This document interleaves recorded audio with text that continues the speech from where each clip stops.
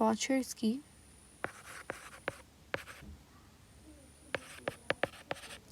ठीक है, तो ये डिजीज़ जो है वो रिलेटेड है इम्यून ऑर्गन से, ठीक है, जिनके अंदर WBC होता है।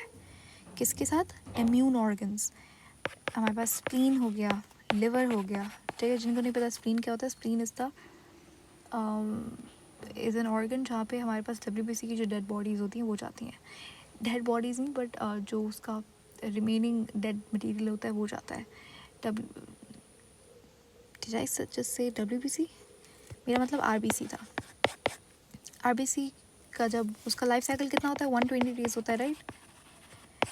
120 डेज़ के बाद हर नए WBC बनना शुरू होते हैं। जो पुराने वाले होते हैं तो उसको क्या होता है कि हीमोग्लोबिन को हम लोग दोबारा से इस्तेमाल कर लेते हैं, ठीक है। Heme is protein and heme is iron and globin is protein, so we make new haemoglobin from that. बाकी जो RBC की जो बॉडी है वो जाती है स्प्लीन में एंड देन स्प्लीन के बाद लिवर के अंदर, ठीक है। तो इस तरीके से ये दोनों ऑर्गन्स इम्यून रिस्पॉन्स के अंदर responsible, they are immune organs because they contain WBC। तो गॉशर्स डिजीज़ के अंदर क्या होता है, इन दोनों की इन्लार्जमेंट हो जाती है, ठीक है। Enlargement of liver, spleen. उसके बाद गॉशर डिजीज़ के अंदर क्या होता है, बोन इरोजन। जो हड्डियाँ होती हैं उसके कुछ कुछ एरियाज जो है वो ख़त्म होना शुरू हो जाता है, ठीक है। बोन लॉस से आप बोल सकते हो, बोन लॉस। और कभी कभी इसके अंदर मेंटल रिटार्डेशन भी देखी जाती है, ठीक है। थर्ड हमारे पास जो आती है दैट्स क्रैप्स डिजीज़। ये वो वाला क्रैप्स साइकिल नहीं है, क्रैप्स डिजीज़ जो कि एक लाइसोसोमल डिजीज़ है। इसके अंदर क्या होता है, इसके अंदर जो neuron, if you know what is neuron, neuron is a brain cell, nerve cell, ठीक है। हमारा नर्वस सिस्टम का जो बेसिक यूनिट है वो न्यूरॉन है। कुछ इस तरीके का दिखता है वो। ये उसकी सेल बॉडी होती है जहाँ पे न्यूक्लियस पड़ा हुआ होता है, ठीक है। ये डेंड्राइट्स होते हैं, ये एक्सॉन्स होते हैं। ये वाला जो होता है एक्सॉन टर्मिनल होता है। ये जो एक्सॉन टर्मिनल है इसके ऊपर एक शीट लगी हुई होती है, एक कोटिंग हुई हुई होती है यहाँ पे। इस कोटिंग को हम लोग माइलिन शीट बोलते हैं। माइलिन शीट, माइलिन शीट का काम होता है प्रोटेक्शन और इंसुलेशन करना, ताकि जो इलेक्ट्रिकल सिग्नल है, हमारा जो इम्पल्स होता है, जिस फॉर्म के अंदर हमारा मैसेज ट्रैवल करता है हमारी बॉडी के अंदर, तो उसे इम्पल्स बोलते हैं। और जो इम्पल्स है वो इलेक्ट्रिकल फॉर्म के अंदर होता है। तो इसीलिए लॉस ऑफ इम्पल्स को रोकने के लिए वी यूज़ इंसुलेशन, ताकि इलेक्ट्रिकल सिग्नल लॉस ना हो ड्यूरिंग द ट्रैवल। तो इसीलिए माइलिन शीट का इस्तेमाल होता है। तो क्रैप्स डिजीज़ के अंदर क्या होता है कि माइलिन शीट ख़त्म होना शुरू हो जाती है, लॉस ऑफ माइलिन शीट,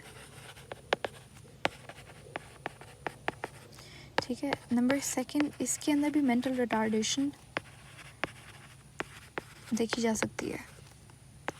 इसके अंदर जो डेथ है वो और भी ज़्यादा यंग एज के अंदर होती है। अगर आपने यहाँ पे T6 डिजीज़ के अंदर देखा कि 3 ईयर्स के अंदर होती है, बट यहाँ पे it's even more young, 2 years के अंदर डेथ इज़ पॉसिबल, और इसका भी कोई ट्रीटमेंट नहीं है, ठीक है। तो ये थे हमारे पास लाइसोसोमल स्टोरेज डिजीज़। अब यहाँ पे अगर आप देखो इस डायग्राम के अंदर, तो जनरली क्या होता है, लाइसोसोम का क्या काम क्या होता है, ब्रेक डाउन ऑफ डिजीज़, ठीक है। जो भी break down of material, not disease, oh my god, break down of wasteful material, ठीक है। वो मटीरियल जो हमारी बॉडी के काम का नहीं है। तो जनरली नॉर्मल कंडीशन के अंदर क्या होता है कि नॉर्मल ह्यूमन बीइंग के अंदर क्या होगा, उसका लाइसोसोम सही से काम करेगा, एंजाइम भी सही से बन रहा है, तो उस एक एंजाइम की मदद से लाइसोसोम ब्रेक डाउन कर रहा है चीज़ों को, ठीक है। तो इस तरीके से चीज़ें ब्रेक डाउन होती हैं, ठीक है। किसी भी चीज़ की एक्यूमुलेशन नहीं हो रही, कोई भी चीज़ ज़्यादा क्वांटिटी के अंदर सेल के अंदर नहीं जमा हो रही। लेकिन अगर आप बात करें लाइसोसोमल स्टोरेज डिजीज़ की, तो यहाँ पे क्या होता है कि जो भी हमारे पास टॉक्सिक मटेरियल है, वेस्टफुल मटेरियल है, उसको लाइसोसोम के पास एंजाइम नहीं है, तो लाइसोसोम उसको ब्रेक डाउन नहीं कर पा रहा। अब जब ब्रेक डाउन ही नहीं हो रहा, तो यानी कि जो टॉक्सिक मटेरियल है वो बिल्डअप होना शुरू हो जाता है। बिल्डअप का यानी कि एक्यूमुलेट होना शुरू हो जाता है सेल के अंदर, लाइसोसोम के अंदर, जिसकी वजह से बहुत सारी चीज़ें जो वो ख़राब हो जाती हैं, ठीक है। बॉडी नॉर्मल फंक्शन नहीं कर सकती। किसी भी चीज़ की अगर ज़्यादा क्वांटिटी हो जाए बॉडी के अंदर, या फिर किसी भी चीज़ की कम क्वांटिटी हो जाए as compare to the standard, that's not normal, ठीक है, दैट इज़ डिफेक्ट। अच्छा, एक और बात जो इम्पोर्टेंट है वो ये थी कि ये जो तीनों आप डिसऑर्डर्स देख रहे हो, इसके अंदर पता है किस चीज़ की एक्यूमुलेशन होती है? इसके अंदर एक्यूमुलेशन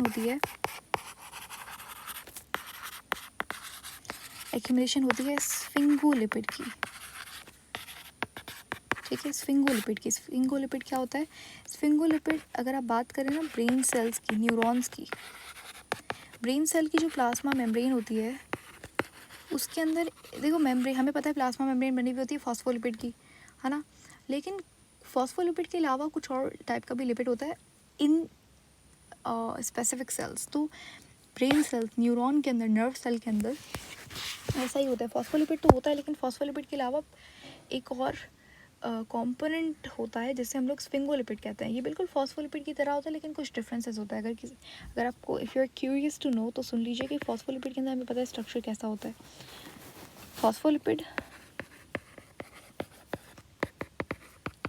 फॉस्फोलिपिड के अंदर लेसिथिन होता है, लेसिथिन।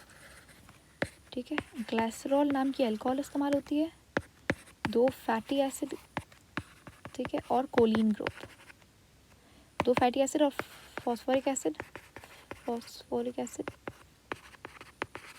प्लस कोलिन ग्रुप, ये कंपोजिशन है फॉस्फोलिपिड की। लेकिन स्फिंगोलिपिड की अगर आप बात करो तो यहाँ पे चेंजेस हो जाते हैं थोड़े बहुत। वो ये कि ग्लिसरॉल अल्कोहल हम लोग इस्तेमाल करते थे फॉस्फोलिपिड के अंदर, लेकिन स्फिंगोलिपिड के अंदर लोग जो अल्कोहल इस्तेमाल करेंगे वो अमीनो अल्कोहल होगी, कॉल्ड स्फिंगोसाइन। ठीक है, यहाँ पे 2 fatty acids were being used, यहाँ पे only 1 fatty acid will be used. तो ये था बहुत बेसिक सा टाइप्स ऑफ लाइसोसोमल डिजीज़। ये जो आप पिक्चर देख रहे हो यहाँ पे, बेसिकली ये एक टेस्टिंग किट होती है to test that the baby, either the baby is normal या फिर कोई भी LSD है। ठीक है, this is a kit, a testing kit for checking lysosomal storage disease. Okay, so I hope it was helpful. Thank you so much for watching. See you later in the next video. Bye bye.